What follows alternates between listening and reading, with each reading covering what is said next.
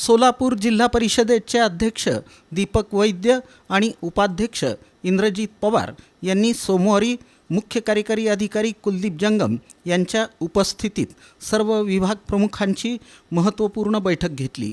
या बैठकीत मागील 4 वर्षांचा विभागनिहाय आढावा घेण्यात आला। शिक्षण, आरोग्य, कृषी, पशुसंवर्धन, अर्थ आणि बांधकाम, समाज कल्याण आदी विभागांचा आढावा या बैठकीत घेण्यात आला। या बैठकीला सर्व विभाग प्रमुख उपस्थित होते। मात्र माध्यमिक शिक्षणाधिकारी सचिन जगताप हे अनुपस्थित राहिल्यानं अध्यक्ष आणि उपाध्यक्षांनी नाराजी व्यक्त केली। त्यांच्या गैरहजेरीबाबत खुलासा सादर करण्याचे आदेश देण्यात आले असून संबंधित अधिकाऱ्यांना नोटीस बजावण्याचे निर्देशही देण्यात आले असल्याची माहिती उपाध्यक्ष इंद्रजित पवार यांनी दिली। एचओडीच्या बैठकीत माध्यमिकचे जगताप साहेब काय तर उपस्थित होते।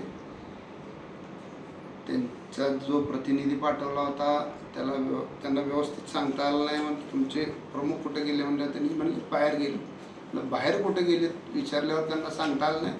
त्यावर अध्यक्षांनी आणि आम्ही त्यांना तुमच्या नियमात बसणारी नोटीस काढा असं सांगितलं।